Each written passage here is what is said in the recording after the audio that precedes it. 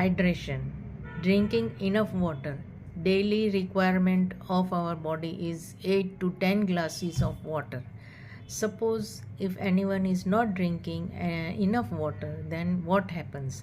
The brain is made up of 80% of water, and suppose if we drink less water, then the shape of the brain changes and our brain doesn't work properly. We cannot think properly. Secondly, it helps in circulation of our blood and fluids in our body. Suppose if we don't drink enough water, the blood will thicken and it requires water to keep it flowing. uh, it helps in heart health. It is helpful for heart health also. So if we drink enough water, then our skin is also in a very good condition. Suppose if we don't drink enough water, then the skin dries out. There are wrinkles on our skin, and dryness on our lips and some parts of our body. So drinking enough water is so very important.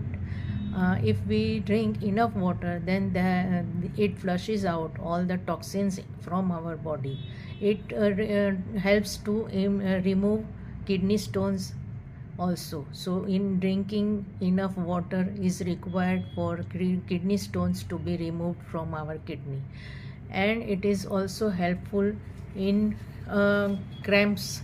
Suppose there are cramps in our body, we might not have enough water, so drinking enough water is required to remove to cure the cramps in our body. The same way it is helpful in bad breath also.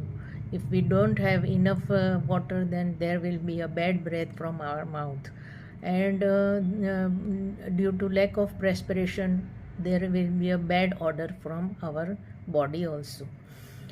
So to function our body, the water plays an important role. Thank you, Habil, for guiding us in these ways to have enough of water in our daily requirement as one of our most important requirement, just as our food and uh, breath, everything. Water is that important. So thank you very much, Habits.